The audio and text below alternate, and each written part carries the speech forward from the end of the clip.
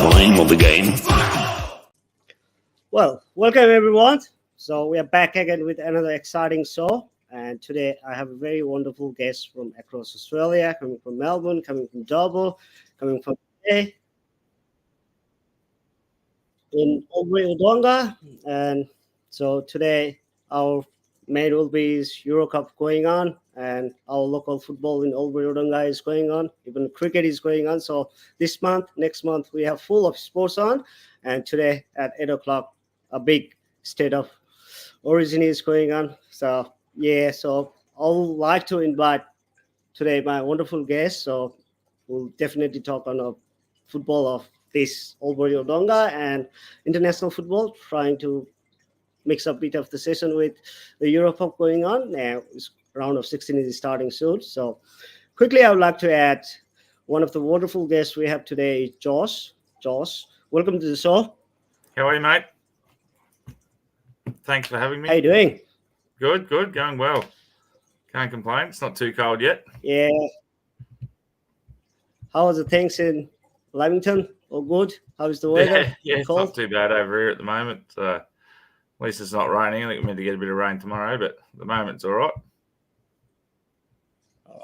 Thank you so much, Josh, for joining us today. I'll quickly get back to you. I'd like to another guest today who is had joined us from Melbourne and very good friend of mine, Miguel. Welcome to the show.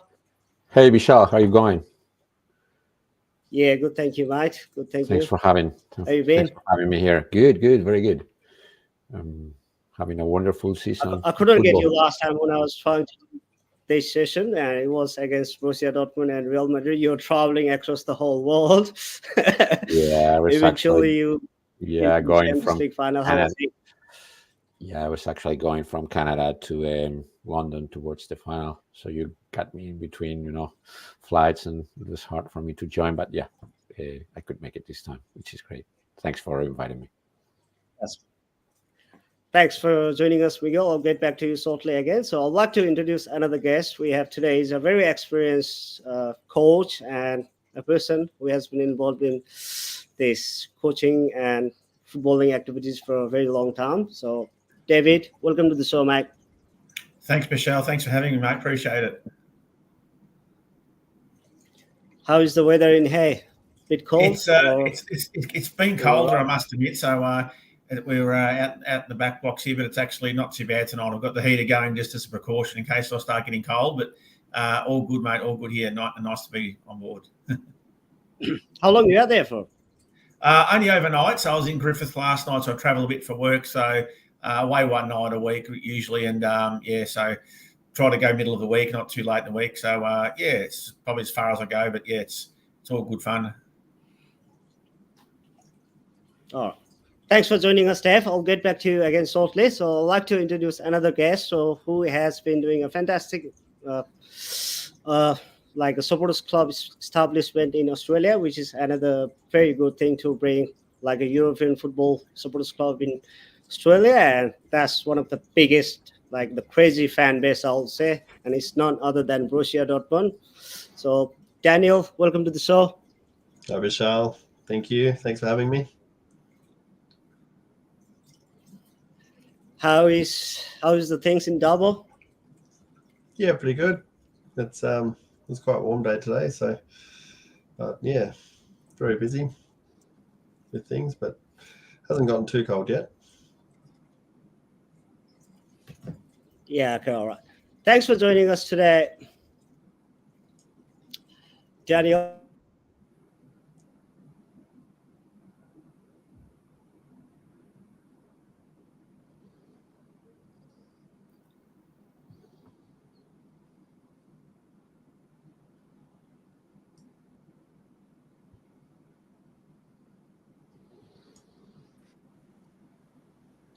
All right, thank you everyone for joining us today. Now, I'd like to start with Josh. Josh, over 35 this year, Melrose. You guys have just lost one game and playing a very fantastic season. And I think like last year, Melrose doesn't have that team. So how would you like to tell us the stories that how the Melrose 35 started this year?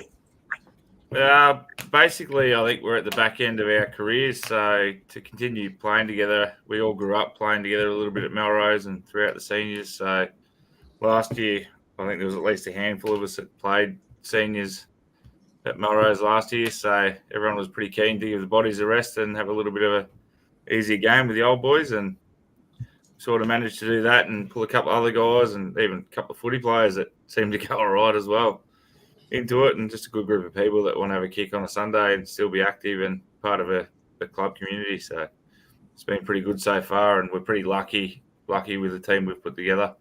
I think we could probably go and play a couple of senior games, a few of us, but it's just easier to do it with the 35s and things like that. And the quality's okay. It's a bit of a slow tempo, but the quality's still there.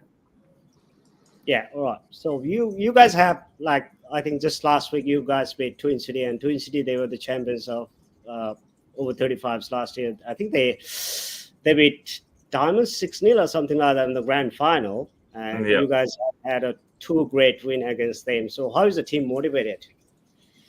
I don't know about motivation. It's more about getting the boys there on a Sunday, just up and going, really, getting the body moving. So in those games, but you like to still be competitive when you step over the line, and at the end of the day, it doesn't go out of your nature. So yeah, it was pretty good. We had a couple out, and I think they had a couple out. But from what I hear, because I was actually playing across the park at the same time with the seniors, but it was a pretty competitive game, and we managed to get the win in the end. Yeah, right. Thanks for that, Josh. I'll get back to you again shortly. So I'd like to move to Miguel. Miguel, coming from Spain, as watching Real Madrid playing since your childhood and bringing that supporters club to Australia, can you just tell us the journey of Peña Madrid's Melbourne White Sox?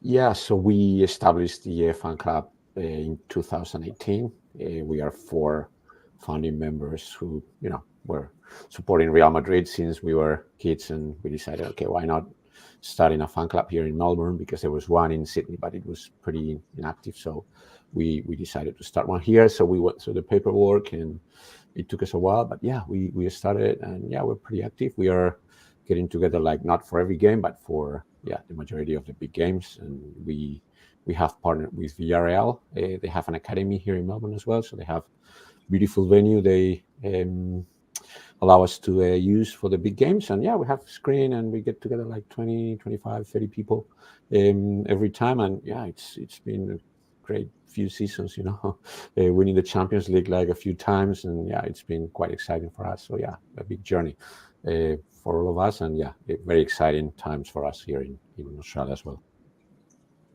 So how was this Champions League final against Borussia Dortmund? What was the activities like Melbourne White Sox they were doing in Melbourne, or maybe in all over Australia? So we had like a big celebration, a big screening in Melbourne. The guys who stayed here, a couple of us got the opportunity to travel to London to watch the final live. So we were very lucky to get tickets and be able to travel to London. So yeah, we did some activities with some of the fan clubs, like I mentioned before we started the show.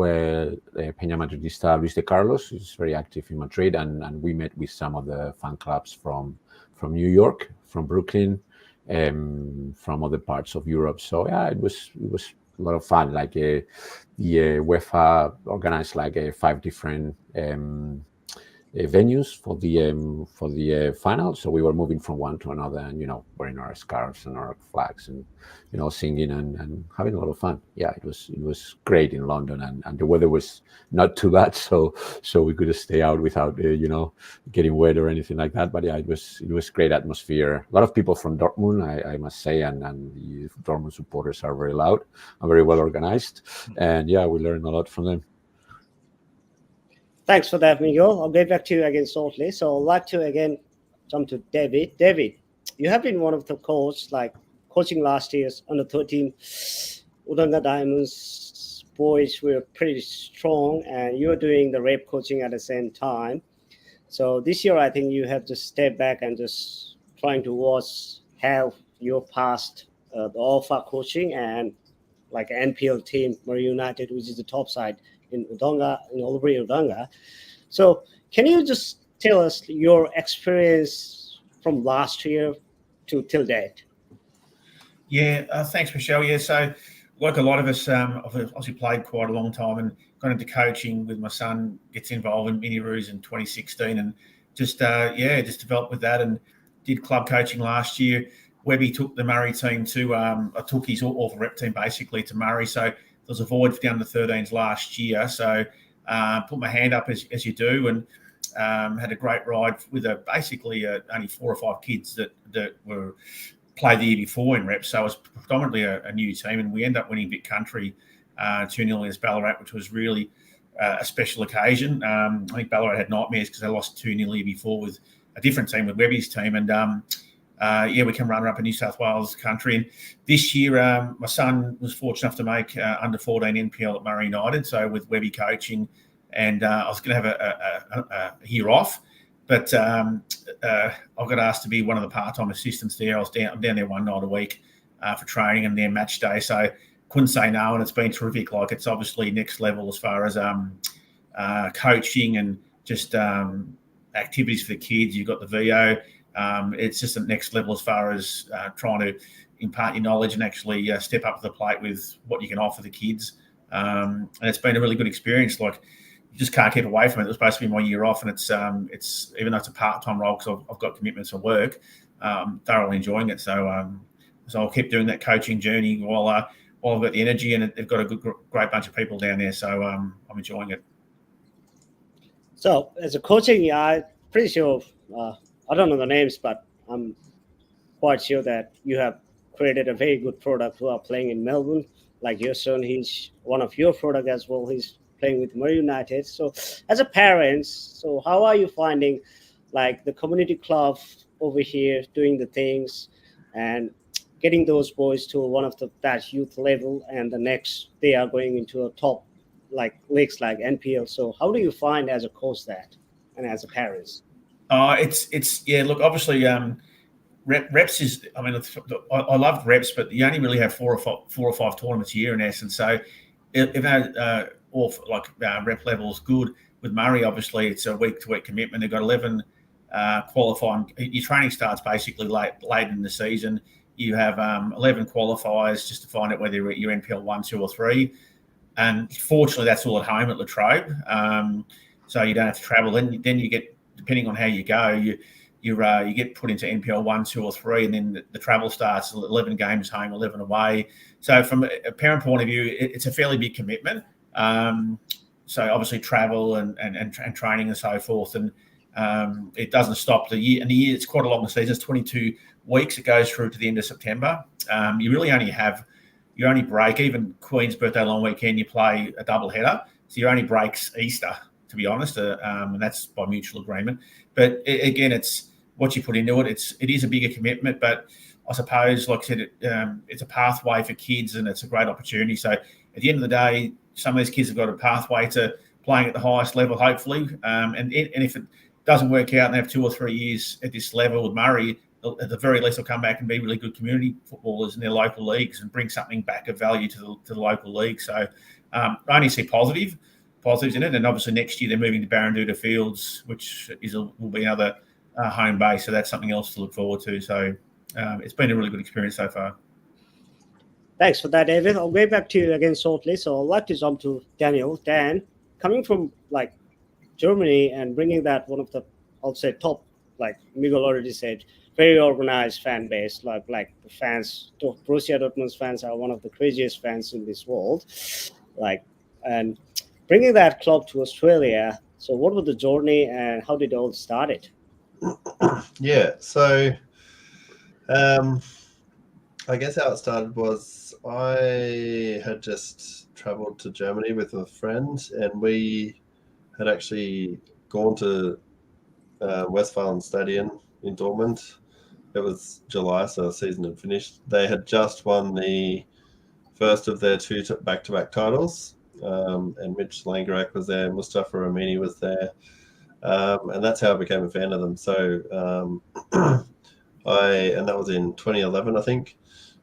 So yeah, and then came back, and then I think my mate and I were on a night shift. So I'm originally from Wollongong, which is an hour south of Sydney for those that don't know. And then, yeah, one night shift, we just decided to start a fan club, and it just continued from there. So, and originally back in the day, I had heaps of time. So we had meetups all the time, mostly big games, but it just grew and grew. We found quite a lot of BBB supporters, and then we didn't become official for about 4 or 5 years, but in the meantime, as soon as we first started, we actually became friends with two of the fan clubs. One was Tula, and the other one was Dortmund Eagles. And they really helped us in getting off the ground with advice. And then the following year, I went again with my mates in 2012, and was lucky enough to see about 5 games in Dortmund. One of them was Champions League game, and yeah, the seats, the fan clubs we were friends with, got us seats in the yellow wall, which, if you've seen the yellow wall on TV, it's just absolutely incredible. And being in the yellow wall is just something of that's indescribable how amazing it is with 30,000 people jumping in that home end. So talking about Borussia Dortmund, they are the Germany-based, so Bundesliga. They play the league. Like I'll say, that's one of the top 5 leagues in Europe. So, like, how many international fan base Dortmund have? Have you got any idea on that? Like, I'm not sure internationally, but I know that there is hundreds of clubs, and there's hundreds of fan clubs inside Germany. I know there's heaps in the UK and a few other places, but and the US. So the US market's big, and I think that's why they do their post-season tours in the US the last few years as well, because they've got some really good fans there. So there's quite a spread of fan clubs around the world for Dortmund. yeah, and how's a fan club in Australia? Like, I think you guys have a pretty decent group as well. Like, what I saw the Facebook page, you guys have nearly 1,500 more than followers on the page. So, but I think it looks like you guys are spread in small like group. Yeah. So That's how's right. the We initially had 3,500 on our page, and then I don't remember what happened. It was a few years ago. We lost the page, had to restart the page, and then grow the fan base again. But yeah, it's slowly building. And as of the start of last season, we actually introduced Patreon to the supporters. So we've got about 15 or so signed up to our Patreon, which is growing more and more. And the Champions League run this year helped as well, to bring some more fans in, which was really good. So, well, thanks for that, Dan. I'll get back to you again shortly. I'd like to move to Josh again. Josh, like, as you said that like over 35 boys, they don't need to be motivated, but they just need to be there to play that game for fitness or this, that. But this year in Alpha, I would say that on a senior men's competition, when you're talking about Division 1, Division 2, Division 3, or even that's women's, over 35s has a even team, like all the 12 clubs, they have that team. So I think, and the competition is going pretty solid. So, and when we are talking about the over 35 players, like half of them, like 70% of them are the coaches. So what is the motivation factors that goes to the Judy like when their dad or uncle is playing on that 35s team? What was that? The motivation for what? Sorry? Motivation for the youth, like the youth that go up into 35. Yeah, under 12, under 13, under 14, like boys and girls, when they see their dad or uncle playing that level of game, and it has been a hard competition. Yeah, it's a good for the kids to see their parents or uncles or whatnot playing football and leading by example, I suppose you could say a little bit, and the fun, and you see a little bit of quality out there. The tempo's slow, but the quality is still there, and it's pretty good compared to what you see at the moment in Albury-Wodonga. The senior levels dropped probably a little bit, so there's a lot of young players playing with that are 100 miles an hour rather than being that crash out on the ball sort of thing. But when we step on the park with the guys, we just want to have a bit of fun and keep possession and do the right things with the ball. So in the next coming few years, so over 35 will be a competition just for fitness, or what do you reckon? It will be a No, more like you still step on the park to win. There's nothing but winning. It doesn't come out of you after 35 plus years of playing football and other things. So at the end of the day, when we get on there, we're out there the same as we were when we were 19, 20. If we've got to kick someone, we'll kick someone. But, no, generally it's a bit of fun. So yeah. All right. Thanks for that, Josh. I'll get back to you again shortly. So I'd like to quickly move again to Miguel. Miguel, as you said, Villarreal, they has come with something very extra, and they are running an NPL club, on a 14, on a 15. They have a various teams over there. I know it's a bit hard for Real Madrid because Real Madrid has been a brand itself, and they are running a Real Madrid foundation. But in the near future, how can a supporters club like Melbourne White Sox or any other that will be in Australia can help the promotion and the development of Australian football? Well, Australian football, as you know, is not well known in Europe at all.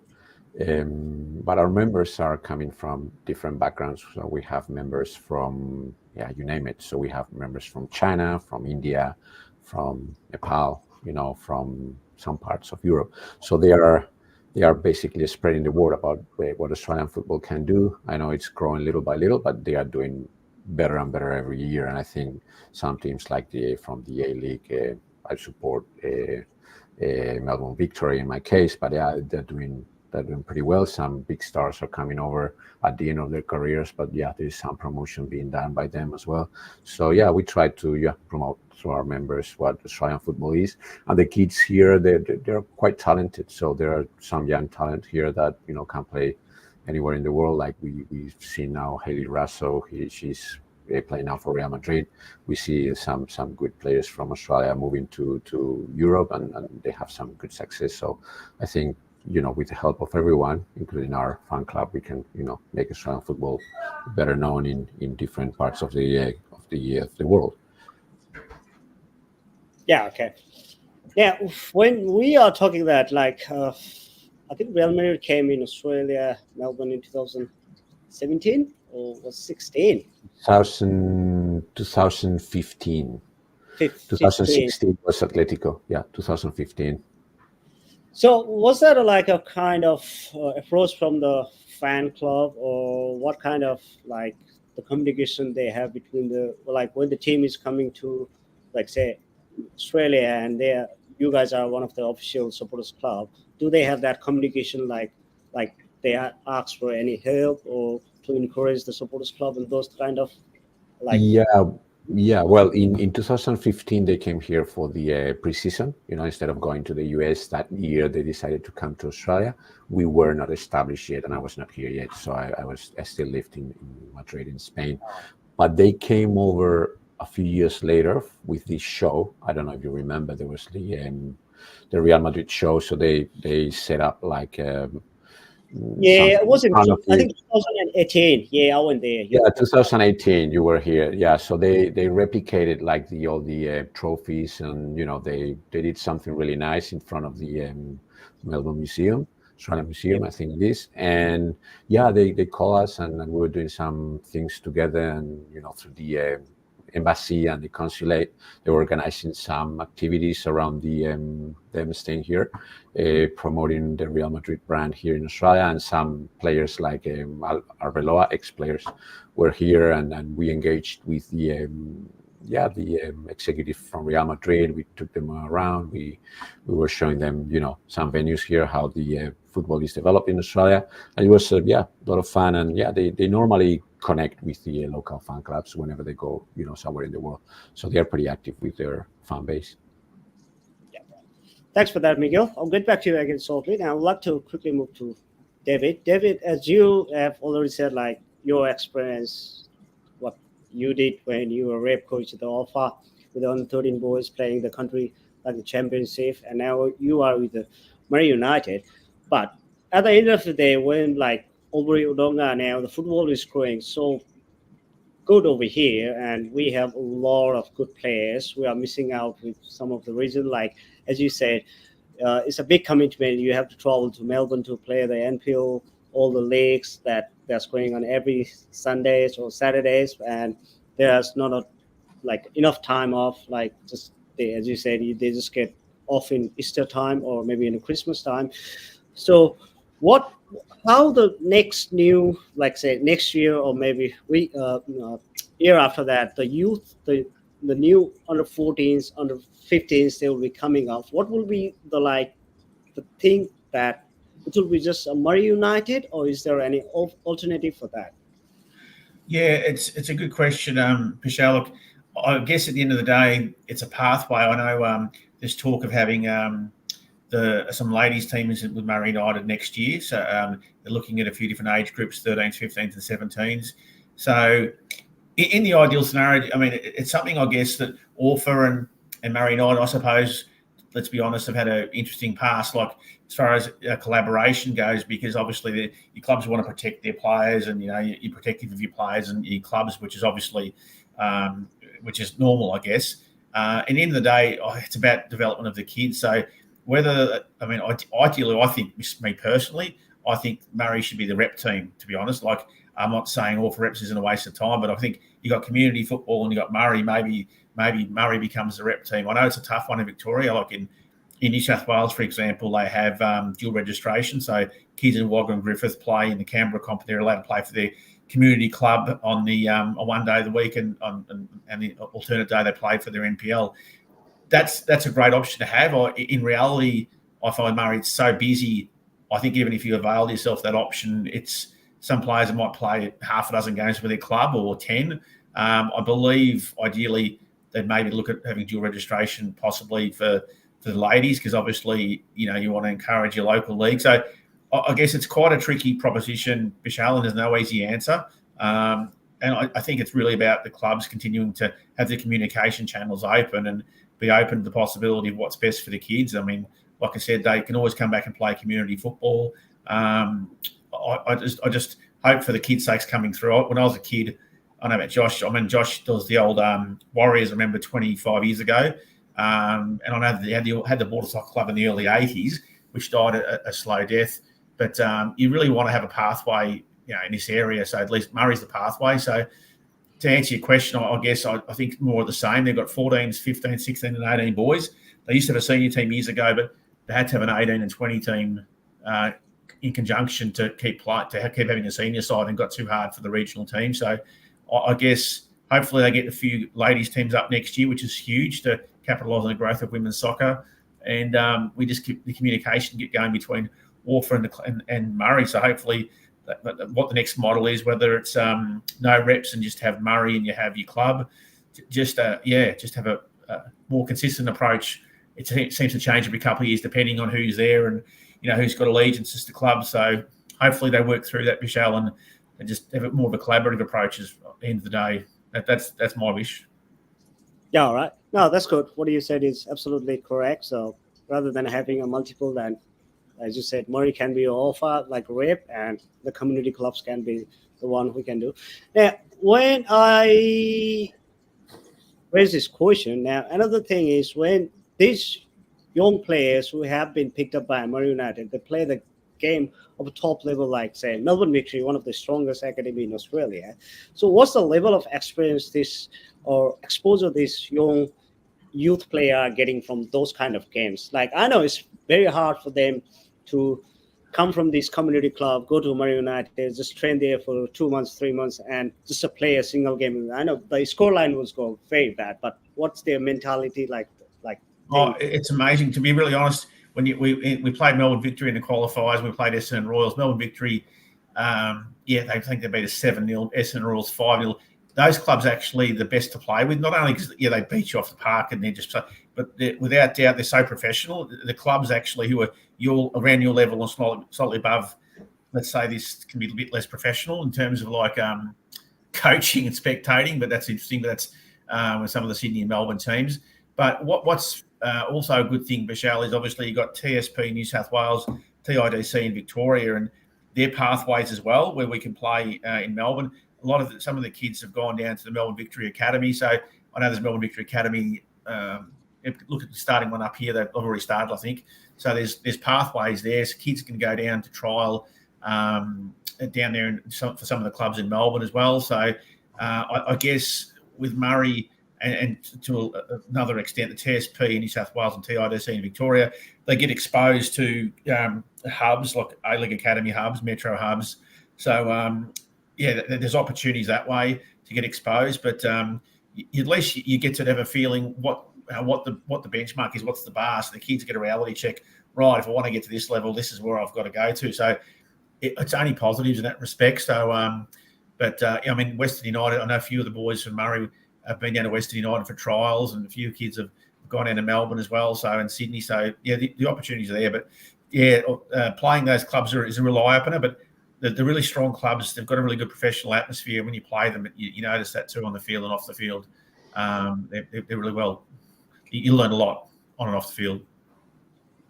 Thanks for that, David. I'll get back to you again shortly. Now I'd like to move to Daniel. Dan, so as I said, that Real Madrid is one of the big brands, so they won't bring that kind of sister clubs or this in Australia. But few of the La Liga clubs in Australia, like Villarreal, they have been running their own club and giving opportunity to youth players. So is there any kind of sort of things you guys from Borussia Dortmund are looking in the future, so that, because Dortmund has created a lot of youth products, so like Erling Haaland, Mbappe, they are the product, and Marco Reus, so all of these players. So like targeting the Australian youth, is there any plan for Borussia Dortmund supporters club in Australia thinking on that thing that, okay, we're going to send these youth to Dortmund for a trial players?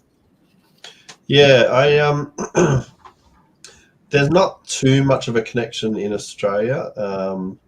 So I know just before COVID, they had a partnership with Marconi, and they had a couple of open days with coaches come out and things like that. But then obviously COVID hit and it just all went by the wayside. But then I believe they've just last year signed a partnership with, I think it's Wynnum Wolves in Brisbane.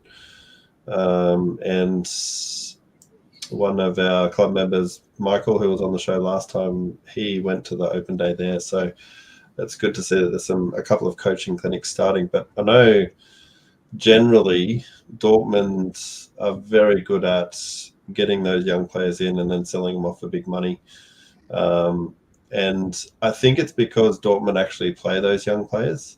So a young player sees all these younger players playing actually every single week, and it's not just Dortmund; it's quite a few of the German Bundesliga clubs, but they actually get opportunities, and then because they're playing at a high level and week in week out, some of them become superstars, and you've seen it with Jude Bellingham and Erling Haaland and a few other players. There was obviously a few players that didn't make it. I know Mustafa Amini went to Dortmund.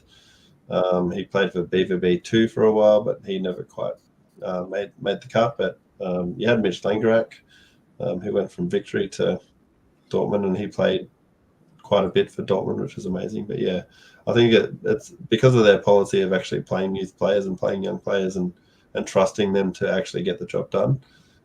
They've really created this whole environment where young players actually want to come. And I think that's the reason why Erling Haaland signed with Dortmund, because he knew that he was going to get game time, and then he just was incredible. Well, thanks for that, Daniel. So I'd like to move on the Euro Cup. So have you been watching the Euro Cup? So how is Germany hosting this year, and how are the things going on? And especially Germany has been qualified now for round of 16. So how is your experience going on with the Euro Cup?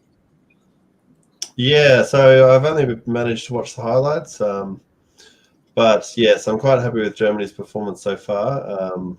I followed the German national team for quite a while now, so it's I think they're a lot better this tournament. And Switzerland was a bit of a tough one, but Switzerland are a tough team, so they were lucky with that 92nd minute goal to finish top of the group, but that was the job done.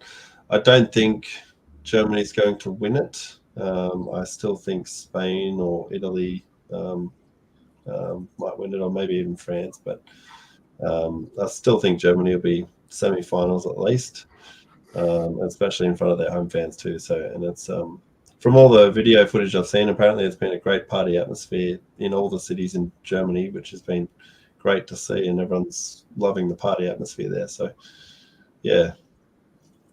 All right. Thanks for that, Dan. Josh, how's your Euro Cup going? Are you been watching any of the games, or you haven't been able to? No, I haven't really watched anything at all, to be honest with you. So, see a few of the results, but no, I haven't really seen much. Yeah.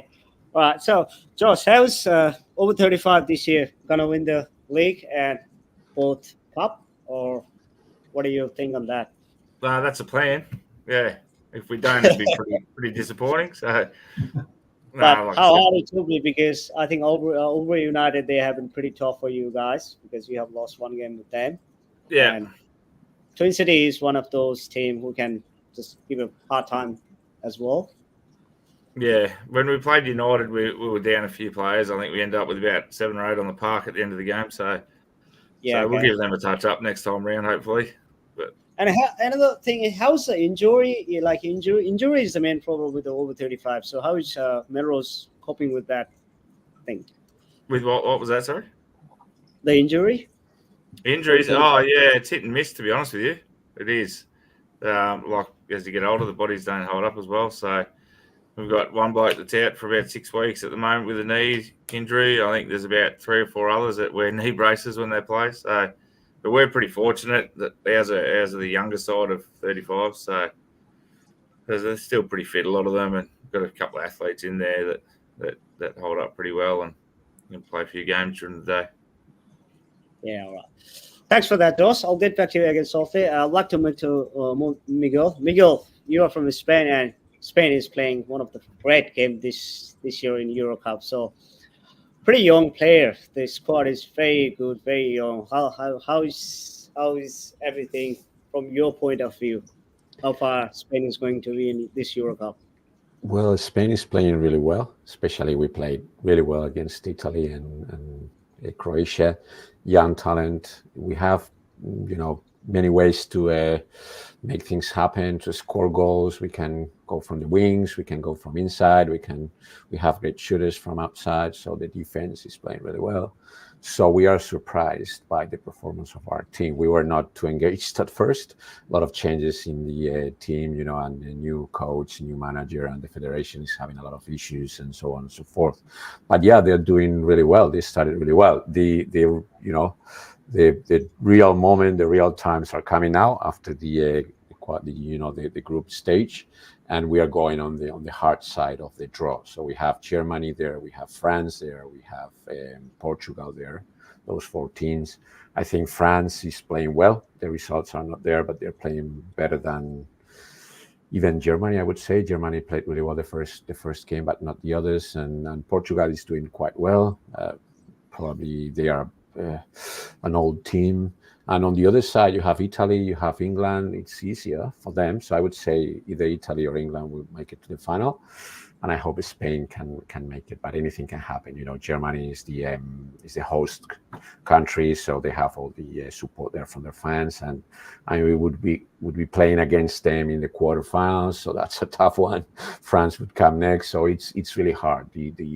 That side of the draw, it's really hard for us. So yeah, let's see.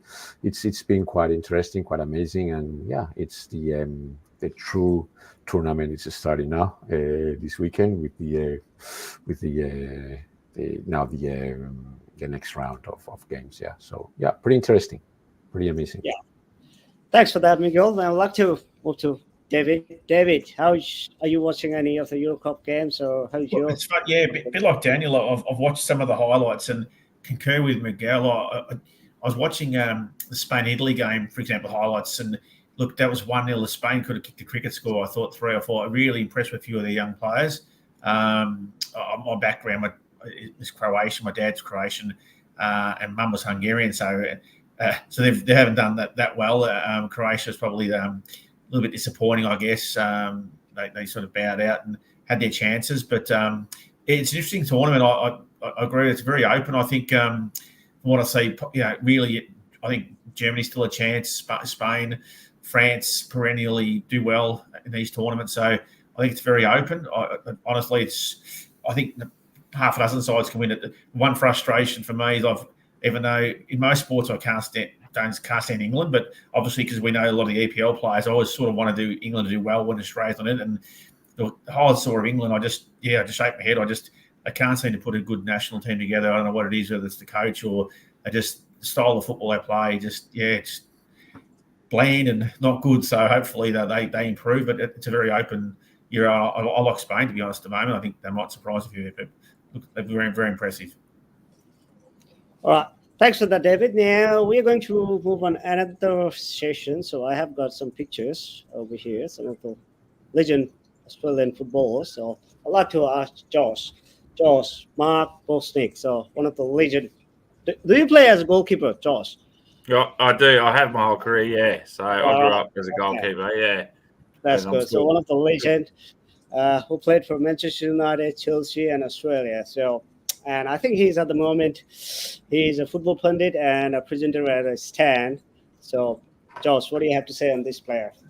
Yeah, I just rated him growing up. I idolised him a little bit, and the way he went about things as I matured a little bit more, seeing his attitude when he played and his arrogance as well, which I liked about him more than anything, because it's a little bit how I play. I've got a bit of a name for myself sometimes, but yeah, just the way he went about things and his ability and things like that too. He commanded his area and just was a real leader as well. So, do you follow any of the European football clubs? I follow Arsenal, but that's about it. That's as far as I go. Yeah, okay, all right. Yeah, so, I've been more of a player rather than a watcher over the years. So okay.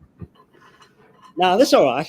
It's your choice. So you can just be a player or you can be a supporter. So I've been both. So it's been hard for me to play, but I do enjoy watching and playing. So, and another question I want to add over here is like these legendary players who have represented Australia and who has been an idol for you guys, and from like he's not my generation. When he was playing, I was maybe 3 or 4. So there's no way I can chance which I can watch this player. But now they have been doing a football shows in like a stand or being a football pundit.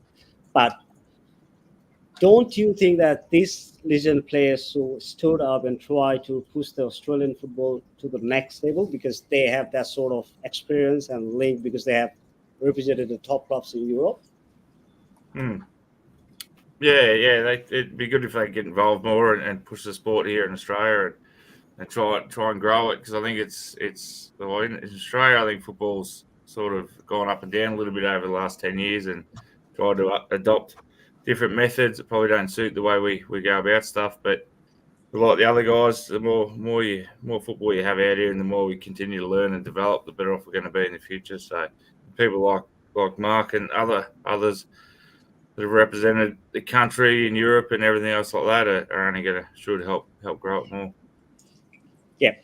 All right. Thanks for that, Josh. So I'd like to move to another picture now. Is one of the legendary Matilda, one of the superstars, I'll say, Miguel. Yes, female football, women's football. First Australian to play for Real Madrid. What do you have to say of this beautiful? Yeah, it's really great, having an Australian in Real Madrid. Women's team is absolutely great, and she's doing really well.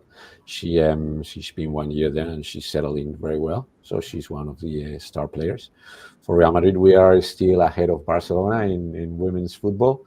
So they've been running the women's team for many years. Actually, they are the Champions League winners this year against, I think, PSG.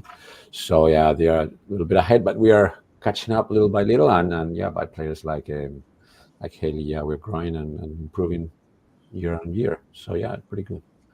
So I think Hailey Rossi just scored first goal for Real Madrid just in 8 minutes of her debut game, and this year she is playing. This year is the last for Real Madrid. I think the Spanish Football Federation, they bring an international cap, so I don't think Hailey Rossi is going to play again for Real Madrid, so she will be going for some other clubs. Oh, okay. Didn't know that. I think I read that news a few weeks ago on Optus. So yeah, I think Haile Rassi will be now going to another club. So what do you have to say on that? Well, I didn't know about it. I'm quite surprised. Well, I didn't know about that rule, so no idea about it. I honestly I don't follow women's football that much, so I'm more of men's football. Nothing against the women's football, but yeah, I don't have the time to follow every sport, so I follow the men's football. I would like an Australian to play for Real Madrid at some point in time. I see the talented players here, especially at the Villarreal Academy. I would love some of those kids to join Real Madrid at some point in time in the future. That would be fantastic. But yeah, doesn't happen yet. Thanks for that, Miguel. Now, I got another picture over here. So Mark Viduka, one of the great strikers. Daniel, that's your favorite player, and I think Yes. I would like to. I wanna know the experience you had watching this player, and Yep. So Mark Viduka is probably the reason why I follow football. I started following football, I think I was about 14, and Mark Viduka and Harry Kuehl were my favourite players, which meant I then followed Leeds United. So I'm a massive Leeds United fan, and I followed them for tragically too long. But Mark Viduka is the reason why I just loved him. He was brilliant for Australia, brilliant for Leeds. And yeah, at that time, Leeds were at their peak when I started following them. They were Champions League semi-finalists, lost to Valencia, but yeah. And Mark Viduka was at the top of his game at that point in time too, both for I was country and Dan. I was watching other day one of the sports show in what's I think Optus. They have invited all the legendary Australian football, and the host was asking a question that why can't Australia now produce a player like Mark Viduka, who really is the first Australian captain that has helped the team to take Australia in round of 16 of World Cup. That was the first, I think, Yep. 2006 in Germany. Yep. So now he's in Croatia, I think, running a coffee or cafe shop over there. So what do you Yes, I want to think say? he runs a cafe in Croatia somewhere. Yeah, what do you want to say on these players? Like once they have hung up their boot and just not giving that time which they have to give to the football and doing right there like a business thing. So what do you think? Yeah, I guess it's I know that there's quite a lot of players that have come back and invested in football, but I think I don't actually know quite a whole lot, but I think Mark Viduka kind of lost interest in football, which is fair enough, and I think he's more interested in his other ventures. But yeah, I haven't really kept up a lot with a lot of Australian players coming back to the country, but yeah, and I know that some players want to just follow that European or even Asian football goals. I know we've had a lot of Australians go to Japan, which has been fantastic. Like you've seen it with Ange Postecoglou. But I've seen lots of interviews with Ange, and he still promotes Australian football, which is really good to see, considering he's a Premier League coach and still talking about an Australian game, which is great. Thanks for that, Dan. So I got another picture over here. One of the captain, the Matilda's captain. So Dave, what do you have to say on this player? Yeah, thanks, Bishal. Before I mentioned Sam, a bit like my favourite male player is Kenny Dalglish. I'm a huge Liverpool fan, so that goes without saying. But why I put Sam Kerr as my favourite female player is, I guess, I watched. I think that might have been early days when in the old W League. I watched one game on a weekend. I'm looking at this player. I'm going like Sam Kerr. And some of the stuff she was doing, I didn't really have any much appreciation for female football at the highest level. And I'm watching her. And I guess why she's my favourite is we all know what she brings to the table, but she was a real trailblazer in terms of she was obviously the face of Matilda's, and they're getting all the recognition they deserve now. And it's not just about Sam; it's about the whole squad and the whole team. But she was the one really being the trailblazer from the W League. Then when she went into the United States, obviously, and then of course got picked up by Chelsea. She really was. I guess I compare her to one of my Australian idols in the 80s was Craig Johnson, because I think he was a trailblazer for Australian soccer. And he was the one that led the way for Mark Viduka and Kuehl and all those other guys. And I was a huge Craig Johnson fan, but she was the trailblazer for really putting, I think, women's soccer on the map in Australia. And I guess that's why, besides her ability, she was the one that really started it all. I guess that's why she's my favourite female player. Yeah. What do you reckon on Dave? Like, currently, when men's Australian football team is playing and the Matildas are playing, the stadium is packed. We will have 75,000, 80,000 people going on Matildas game. So, at the current scenario, are the Matildas performing way better than Socceroos, or what do you want to say on that? Wow, it's amazing, isn't it? Like, 10 you hear of 20, 30 years ago, only basically the parents of the kid and the family members were going to games for the Matildas. And I saw a thing, Bishal, I think it might have been 15 years ago, they played Brazil, and it was up in Brisbane, and actually game 2, they closed the stadium because they were embarrassed about ticket sales. So you've gone from that to filling stadiums. And I guess they've just captured the mood of the nation, I guess, haven't they, the last few years? And I worry for the state of men's football, and I suppose at another level is the A-League. And I just I'm reading a report. There's potentially only 4 viable A-League clubs, 2 big Sydney and 2 Melbourne clubs, and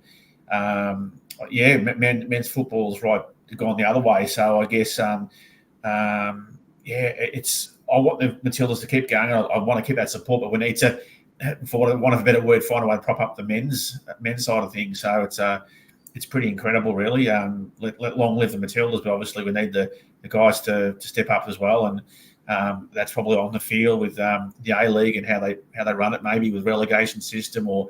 I looked at some of the salaries the guys get paid in the A-League, and I'm not a financial expert, but I don't think that model's sustainable unless there's either more money injected into the A-League with sponsors or broadcast rights. It's just reminds me of the pre-A-League days, which is a bit worrying to when Frank Lowy came on the scene in 2005. So hopefully the men's game just turns it around. Yeah. All right. Thanks for that, Dave. So I got another picture. So this is just a picture of Mark Viduka, who is a cousin of Luka Modric, so one of the Ballon d'Or winner in 2018. So I'll say that the family blood. So 2 of the great players. I think they played for Tottenham when Modric was playing for Tottenham. So Viduka, he was playing for Newcastle. So one of the greatest striker and midfielders. So another picture is Viduka with our Mark Bosnick. So when they were playing the European football over there, so just for I just liked it, so I'm just trying to say it over here. So if you have anything to say on that, Josh or Daniel? No, not really from me. No, nothing. It's a nice photo, but Dan?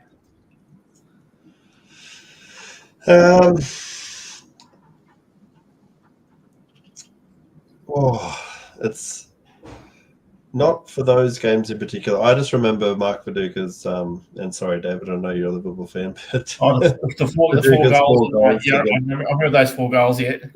against Liverpool. I think it was 4-3 lead. Yeah, Dave knows. Okay, Dave. Yeah, I'm just saying. What Daniel was saying. I remember it was Viduka 4, Liverpool 3. He's kicked 4 goals in a game, and he blew us off the park. And regarding, I was going to say, Miguel too, like with Real Madrid, like I think of 2018, 2022. It's amazing with Real Madrid. Like even when they don't have great teams, they have good teams. They still find a way to win the Champions League. Like in 2022, your keeper was just amazing that day against us. And 2018, we had Carriers who obviously had some issues there in goal that day. But Viduka's just amazing. Like I just he's been an ornament to the game, as with Harry Kuehl. I guess they put Australia on the map. All right, Josh, I want to quickly move to you. And what do you think at the moment, like a football whole federation, like both Socceroos and Matildas are doing, like the level of performance? How do you think they are in 2024 at this point? Yeah, it's like David mentioned on it before too. With the men's side of Football Australia, I think it's been a bit hit and miss over the last few years. The Matildas are obviously flying, and the way they've developed, and in comparison to other nations, they're up there and doing well at it, and looks like they're developing continuously, which is positive. I don't know why the male side of our country's dropped off so significantly, like I feel it has. But like Dave said in that, I think the funding in Australian football's probably nowhere near the mark. That's probably the biggest thing, and the attention that we get with it too. You see in America now with Messi and the way theirs is going. They've obviously got some money and pumped some coin into it, and it brings attention to it and brings other players, brings a bit of encouragement, and it all has a flow-on effect, I think, down through the chains. Back when I was growing up, I played at the Australian Institute of Sport, and we had some things like that where we could go as youngsters and basically start playing full time and develop from there. And I think a lot of those guys that I played with ended up playing in the A League and for Australia, which is fortunate for me to play with them. But that went away as well. I think that got cut, the program there, and it went more towards the A League and their own clubs having their own development sort of sides to them. So I don't know. I think it's not where it should be right now, but I don't think it's going very far at the minute either. Yeah, right. Miguel, do you have anything to say on the Football Australia, like doing the things? As we know that A League is a different, so Football Australia is running like the state was differently. So as you are from Spain and the Football Federation works over there differently. So what do you have to say on that?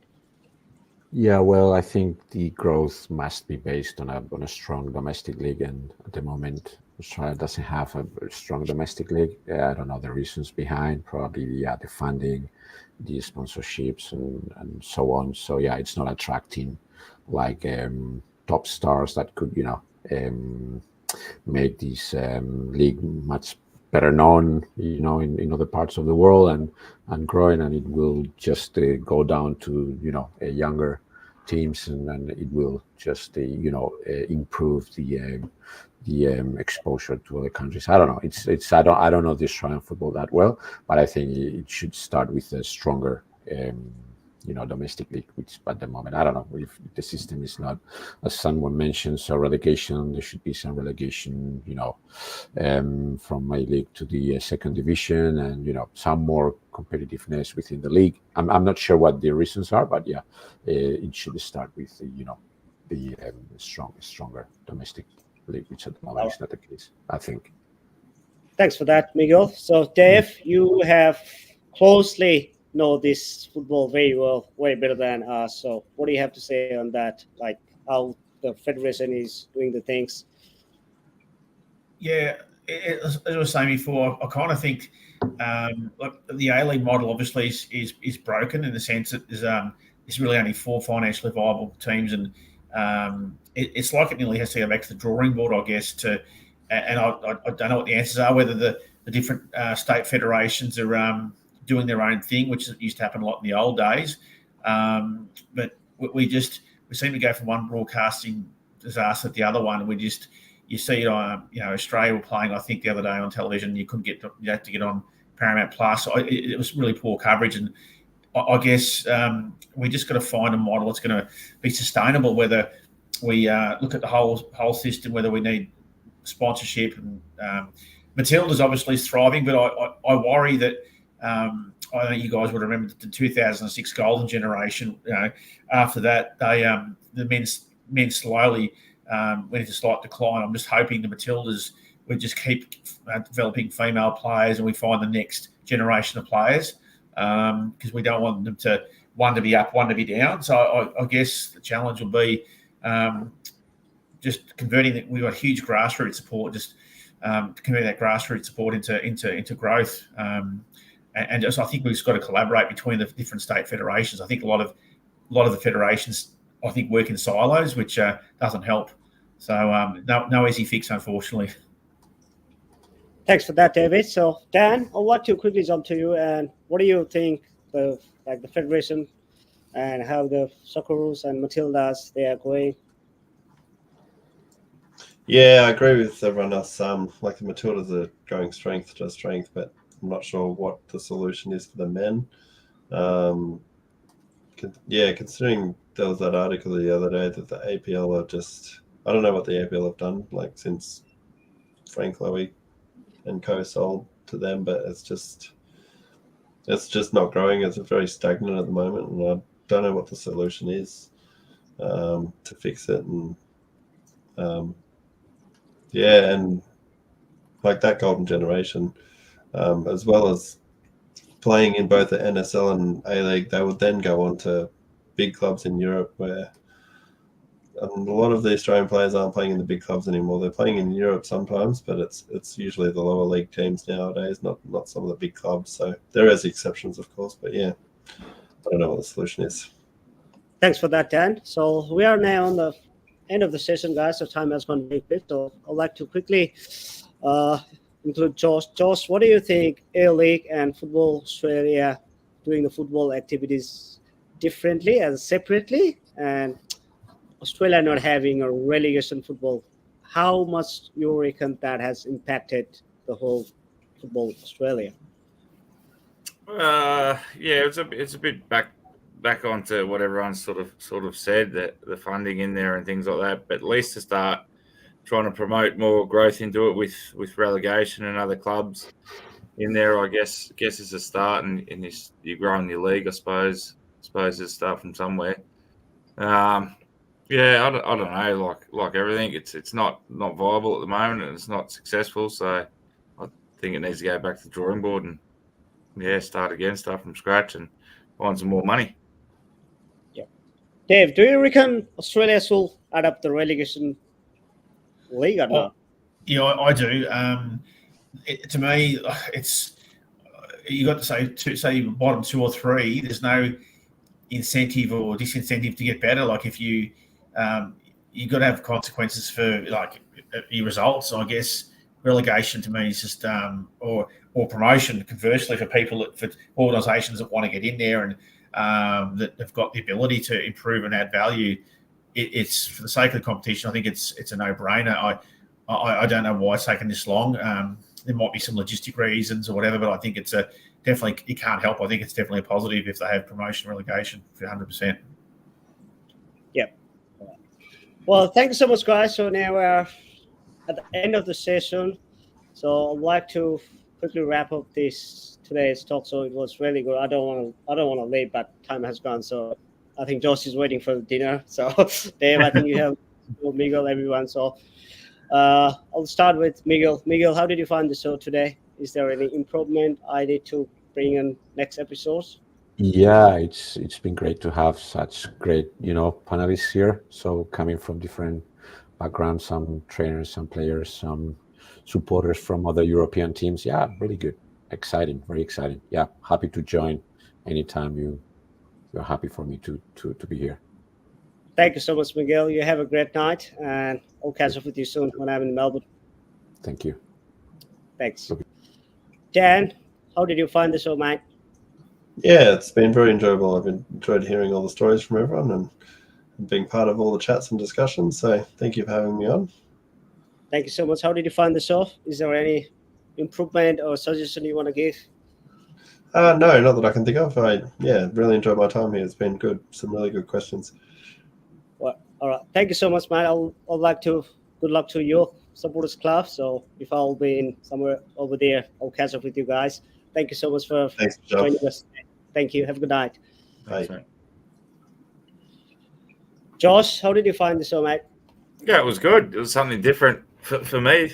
I've really been a part of. Been a lot of media with stuff over the years, but a talk like this, more about the leagues and Europe and players, is a little bit out of my comfort zone. But good. And I was trying to do a mix of every little bit you can get that promotes the game and stuff in Australia, I think is positive. So doing well. Great job, mate. I'm trying to be more focused on Albury Wodonga now at the moment. So it was a bit of Euro Cup session, so I just mixed up that one. So definitely I'll try to just get the local clubs over here, community clubs in the near future. And thank you so much for Josh. And I wish very good luck to Melrose over 35 and whole club. And will you play next? Will you play next game or? Yeah, I'm playing next Sunday. We are playing Boomers at Trenroy, so Yeah. it'll be alright.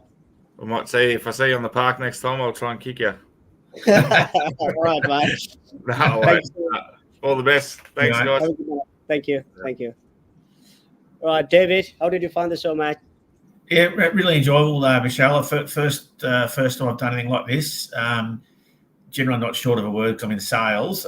Love talking to people, but really liked the diverse group we've had. We obviously the guests we had were all from varying backgrounds, so I think I got a lot out of it as far as different approaches from different perspectives, and yeah, no, I thought it was really good.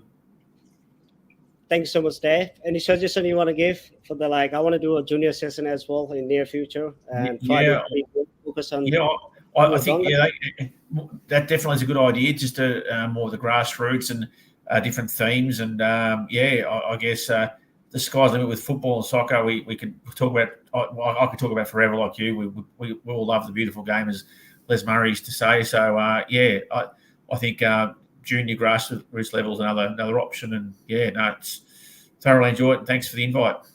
Thank you so much, David. You have a good night. I'll catch up with you soon when you're back to Wodonga. Thanks, Bishal. Bye. Thank you. Have a good night. Thanks. Bye. All right. Thank you so much, everyone, for joining us tonight for this 1 hour session. So I'll try to come up with another episode with the juniors, which I was trying a few weeks ago, but there was uncertainty between some of the gates, so I couldn't do it. So thank you so much for watching us again tonight. I'll be back again maybe in a couple of weeks with another exciting show. Have a good night. Thank you so much.